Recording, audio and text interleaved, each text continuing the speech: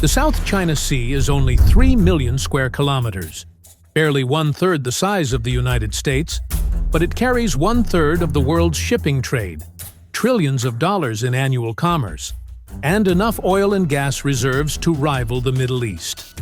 The South China Sea is among the most contested waters on the globe, with Brunei, Indonesia, Malaysia, the Philippines, the People's Republic of China, Taiwan, and Vietnam having conflicting claims over different island and maritime routes. With dangerous military standoffs and artificial islands made for military purposes, the South China Sea is a global flashpoint fueled by history, nationalism, and wealth.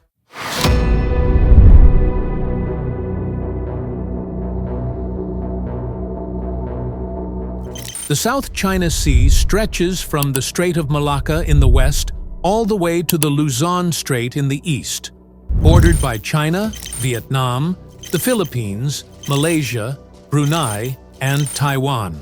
On the map, it might look like just another patch of ocean, but in reality, it's one of the most valuable waterways on the planet. Every year, somewhere between $3.5 and $5 trillion worth of global trade passes through these waters. For countries like Japan and South Korea, the sea is nothing short of a lifeline. Almost 60% of their energy imports flow through the narrow Malacca Strait before spilling into the South China Sea. And it's not just about shipping. Beneath the waves lie enormous reserves of oil and natural gas, roughly 11 billion barrels of oil and 190 trillion cubic feet of natural gas, according to U.S. energy estimates. On top of that, the sea's rich fishing grounds sustain the livelihoods of more than 3.5 million people, making it one of the most productive fisheries in the world. So when we talk about control over the South China Sea, we're really talking about power over trade, food, and energy. A combination that explains why so many countries are willing to fight for influence here translates directly into geopolitical leverage. The dispute has ancient roots. Han Dynasty records describe the use of South China Sea for navigation as early as 2nd century BC. They made voyages into the open sea for trade and fishing. Writings of the Chinese scholar Yang Fu mentions the Paracel and Spratly Islands. Similarly, Vietnamese fishermen and traders had been working these coastal routes for centuries, tying the Red River Delta into a much bigger regional network, and the Malay sailors, part of the legendary Austronesian seafaring tradition, who, quite frankly, were the rock stars of ancient navigation. Fast forward to the colonial era, when Europe decided Asia was basically a buffet to carve up, and the South China Sea became yet another prize on the menu. The Portuguese showed up first, then the Spanish, and eventually the French, because apparently no empire could resist staking a flag on some reefs. By the 19th century, France had gone as far as declaring the Paracel and Spratly Islands part of French Indochina, as if drawing lines on a map magically settled everything. Then came World War II, and after Japan's defeat in 1945, all its occupied territories suddenly went up for grabs. Into that power vacuum stepped the Republic of China, which in 1947 introduced the now famous 11-dash line. A few years later, Beijing streamlined it into the 9-dash line. But the idea was the same. Nearly the entire South China Sea was suddenly ours. The problem? This sweeping claim had little to no grounding in international law. Yet somehow, that line has become the stubborn centerpiece of today's dispute, still shaping arguments, standoffs, and the occasional naval game of chicken. During the Cold War, the South China Sea went from being just another busy waterway to a hot piece of real estate on the geopolitical chessboard. Vietnam, fresh off decades of war and the U.S. withdrawal in 1975, quickly found itself butting heads with China. In 1974, the two clashed over the Paracel Islands, and by 1988, they were fighting again in the Spratlys. That battle left more than 60 Vietnamese soldiers dead, all over reefs and rocks that most people couldn't even point out on a map. Meanwhile, down in Manila, President Ferdinand Marcos wasn't about to miss out on the action. In 1978, he decided to formally fold parts of the Spratlys into Philippine territory, pointing to historical use as justification, which literally means if our fishermen showed up there a few centuries ago, then clearly it's ours. The ASEAN, which had been formed in 1967 to promote peace and stability in the region. Ironically, many of its own members were busy bickering with each other over the same reefs, shoals, and islands. So by the 1980s, the South China Sea had basically turned into a giant property dispute, with almost every country in the neighborhood staking claims, like a messy family inheritance fight, except with warships.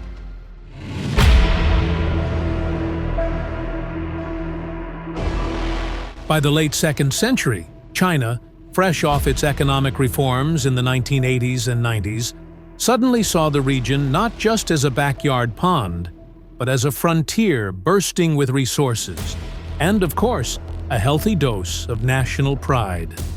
After all, nothing says, "We've made it," like planting your flag on a reef and building an airstrip on it. China had the energy angle in mind. The oil shocks of the 1990s had everyone scrambling, and suddenly those untapped reserves under the seabed looked like buried treasure. Gas, oil, the works. Every country wanted a slice or a drink. The South China Sea wasn't just about fish anymore. It was about fueling entire economies. And speaking of economies, trade was exploding. By the early 2000s, container shipping through these waters had quadrupled. Think about that. Today, over 21% of global trade flows through the South China Sea. It's basically the freeway of the global economy. Except instead of traffic jams, you've got destroyers and submarines cruising by. Of course, with money and resources at stake, militaries across the region started flexing. Vietnam splurged on shiny new Russian submarines. The Philippines tightened its security ties with the US and China.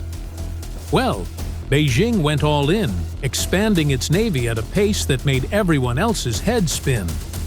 The South China Sea was no longer just a fishing ground. It was turning into an arms race on water.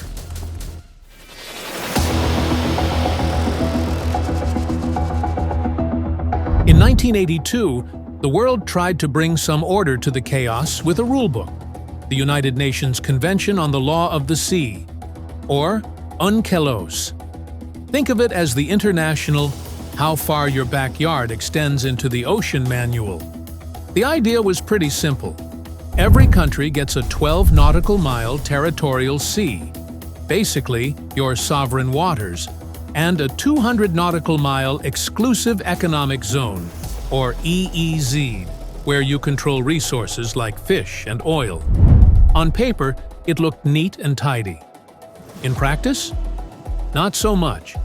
Fast forward a few decades, and the Philippines decided it had had enough of China's sweeping 9-line claim, which covers almost the entire South China Sea. Manila took Beijing to court, specifically the Permanent Court of Arbitration in The Hague. That was a bold move, kind of like a small kid dragging the school bully in front of the principal. In 2016, the tribunal delivered its verdict, and it was a bombshell. The judges ruled overwhelmingly in favor of the Philippines.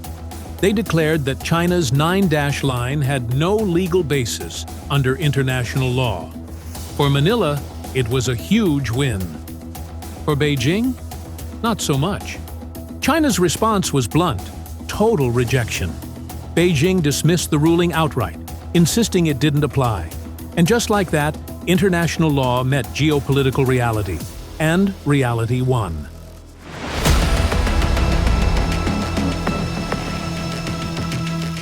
Starting around 2013, China basically went full-on Sim City in the middle of the ocean.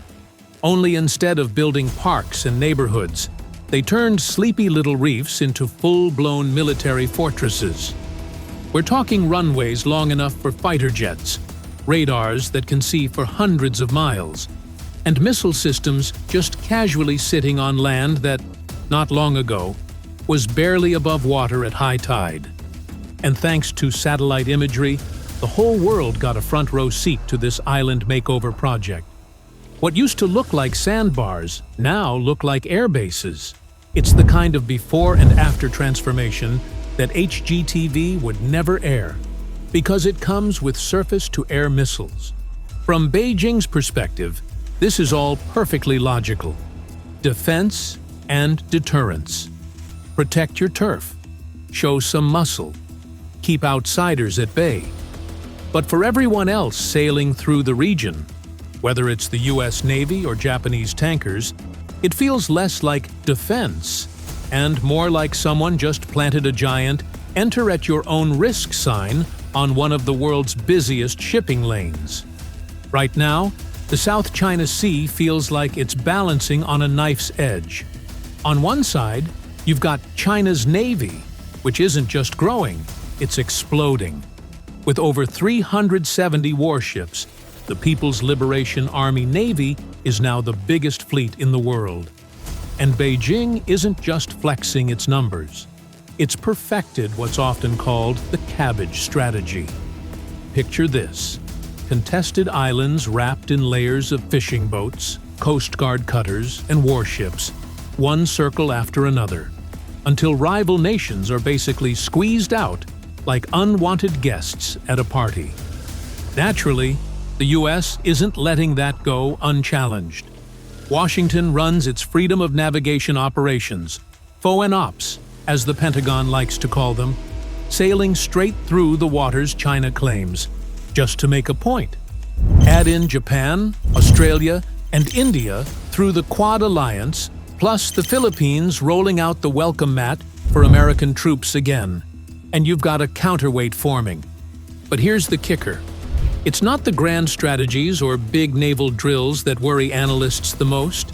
It's the small stuff. In 2023, a Chinese Coast Guard ship blasted a Philippine resupply vessel with a water cannon at 2nd Thomas Shoal. Incidents like that are happening more and more, and the danger isn't some pre-planned war. It's an accident. One collision, one miscalculation, and suddenly, the world's busiest shipping lane could turn into the stage for a crisis nobody intended.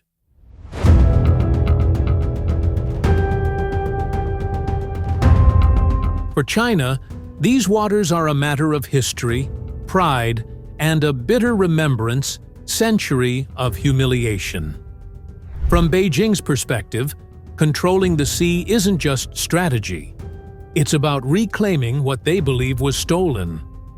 For Southeast Asian countries, it's a whole different story. It's about their survival.